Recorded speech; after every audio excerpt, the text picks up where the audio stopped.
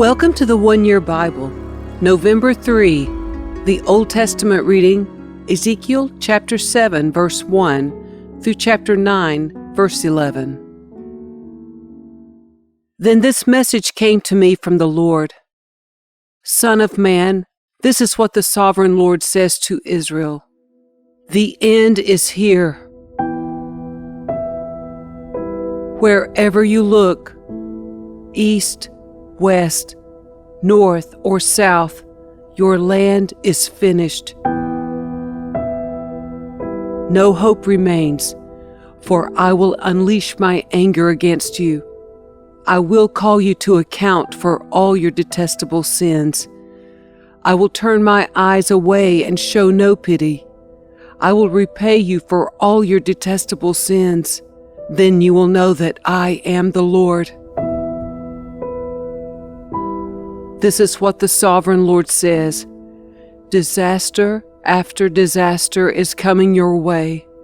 The end has come. It has finally arrived. Your final doom is waiting. O people of Israel, the day of your destruction is dawning. The time has come. The day of trouble is near. Shouts of anguish will be heard on the mountains, not shouts of joy. Soon I will pour out my fury on you and unleash my anger against you. I will call you to account for all your detestable sins. I will turn my eyes away and show no pity. I will repay you for all your detestable sins. Then you will know that it is I, the Lord, who is striking the blow. The day of judgment is here. Your destruction awaits. The people's wickedness and pride have blossomed to full flower. Their violence has grown into a rod that will beat them for their wickedness. None of these proud and wicked people will survive. All their wealth and prestige will be swept away. Yes, the time has come.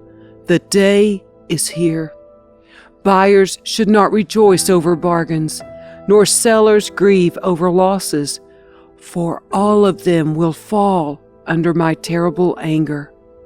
Even if the merchants survive, they will never return to their business. For what God has said applies to everyone. It will not be changed.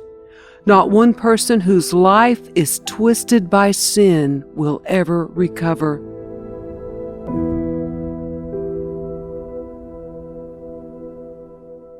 The trumpet calls Israel's army to mobilize, but no one listens, for my fury is against them all. There is war outside the city, and disease and famine within. Those outside the city walls will be killed by enemy swords. Those inside the city will die of famine and disease. The survivors who escape to the mountains will moan like doves, weeping for their sins. Their hands will hang limp. Their knees will be weak as water. They will dress themselves in burlap. Horror and shame will cover them. They will shave their heads in sorrow and remorse. They will throw their money in the streets, tossing it out like worthless trash. Their silver and gold won't save them on that day of the Lord's anger. It will neither satisfy nor feed them, for their greed can only trip them up. They were proud of their beautiful jewelry and used it to make detestable idols and vile images. Therefore I will make all their wealth disgusting to them. I will give it as plunder to foreigners, to the most wicked of nations, and they will defile it. I will turn my eyes from them as these robbers invade and defile my treasured land. Prepare chains for my people, for the land is bloodied by terrible crimes. Jerusalem is filled with violence. I will bring the most ruthless of nations to occupy their homes. I will break down their proud fortresses and defile their sanctuaries. Terror and trembling will overcome my people. They will look for peace, but not find it.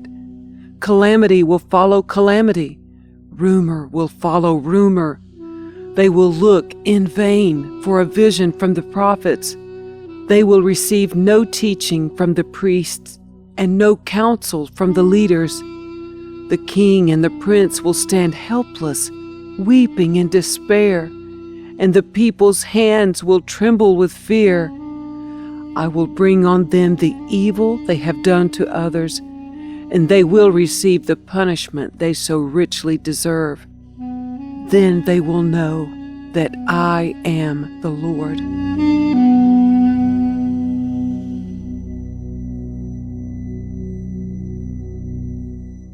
Then on September 17, during the 6th year of King Jehoiachin's captivity, while the leaders of Judah were in my home, the sovereign Lord took hold of me. I saw a figure that appeared to be a man. From what appeared to be his waist down, he looked like a burning flame. From the waist up, he looked like gleaming amber. He reached out what seemed to be a hand and took me by the hair. Then the Spirit lifted me up into the sky and transported me to Jerusalem in a vision from God. I was taken to the north gate of the inner courtyard of the temple, where there is a large idol that has made the Lord very jealous. Suddenly, the glory of the God of Israel was there, just as I had seen it before in the valley. Then the Lord said to me, "Son of man, look toward the north." So I looked, and there to the north, beside the entrance to the gate near the altar, stood the idol that had made the Lord so jealous. "Son of man," he said, "do you see what they are doing?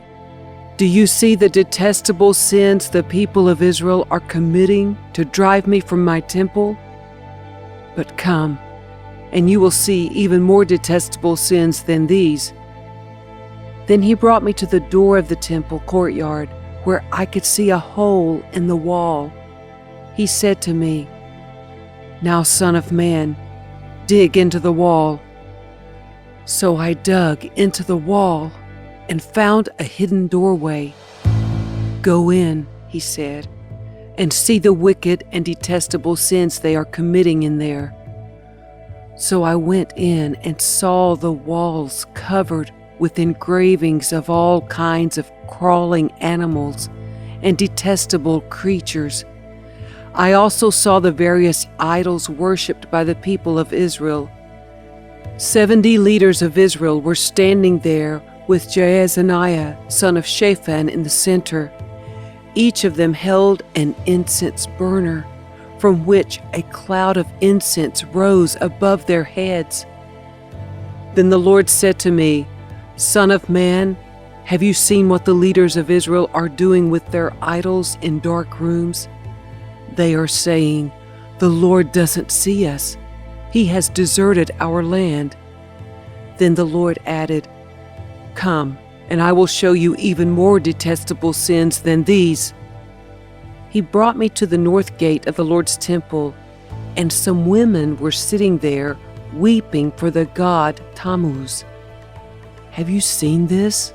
he asked. "But I will show you even more detestable sins than these." Then he brought me into the inner courtyard of the Lord's temple at the entrance to the sanctuary, between the entry room and the bronze altar. There were about 25 men with their backs to the sanctuary of the Lord. They were facing east, bowing low to the ground, worshiping the sun. "Have you seen this, Son of Man?" he asked. "Is it nothing to the people of Judah that they commit these detestable sins, leading the whole nation into violence, thumbing their noses at me, and provoking my anger? Therefore I will respond in fury.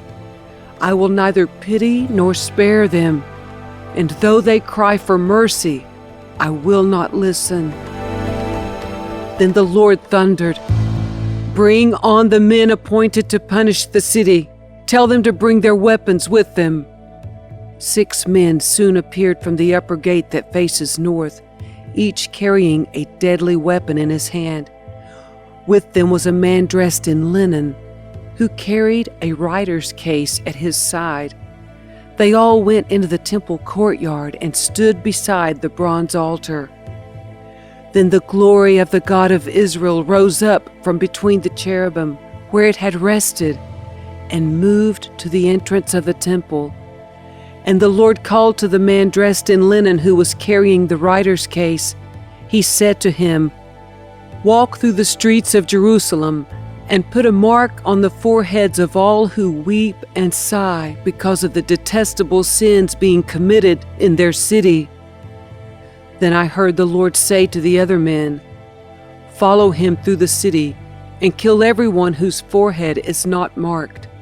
Show no mercy, have no pity.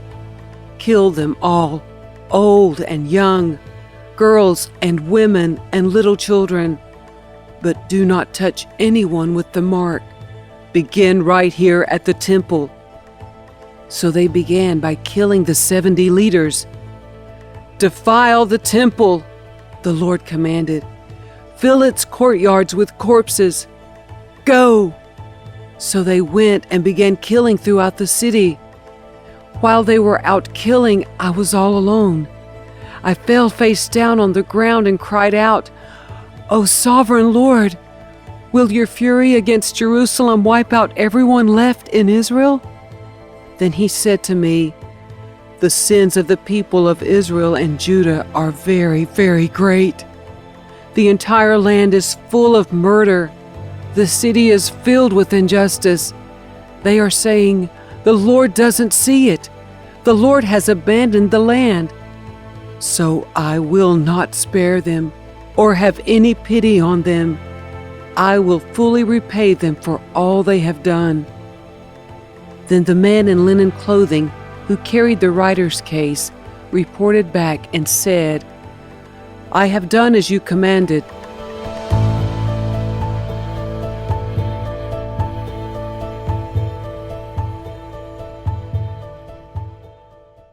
The New Testament reading, Hebrews chapter 5, verses 1 through 14.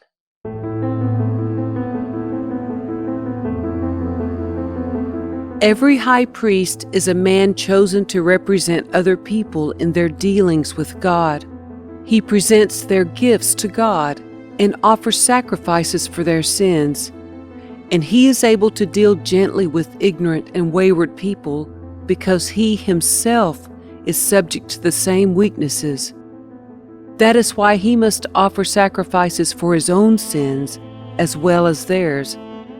And no one can become a high priest simply because he wants such an honor. He must be called by God for this work, just as Aaron was. That is why Christ did not honor himself by assuming he could become high priest.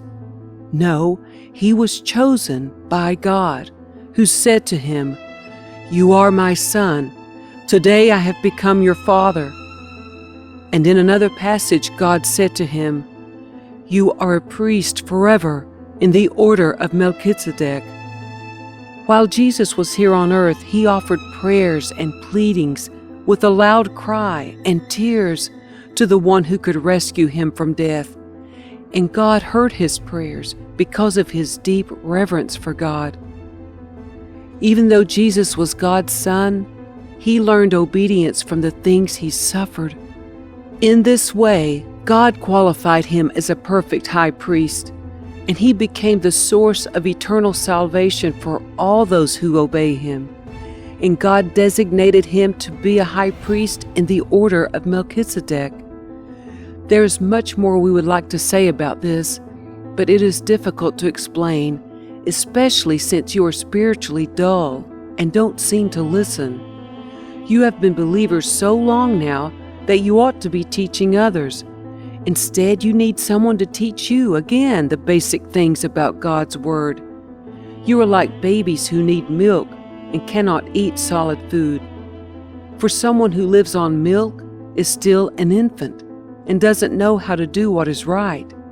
Solid food is for those who are mature, who through training have the skill to recognize the difference between right and wrong.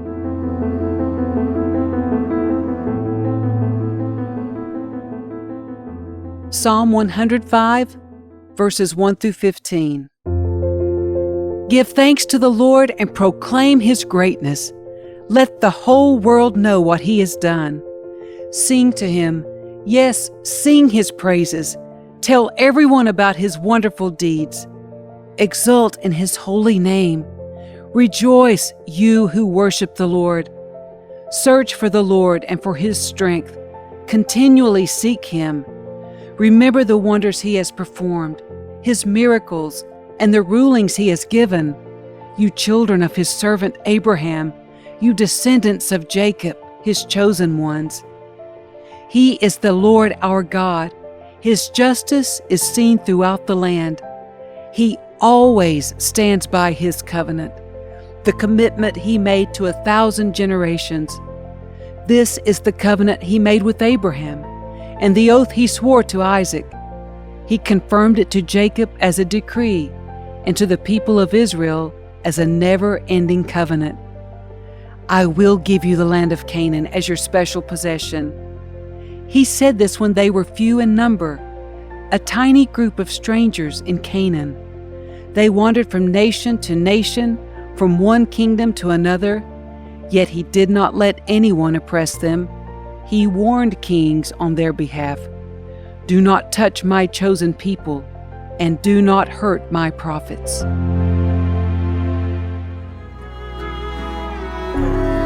Proverbs 26, verse 28. A lying tongue hates its victims, and flattering words cause ruin.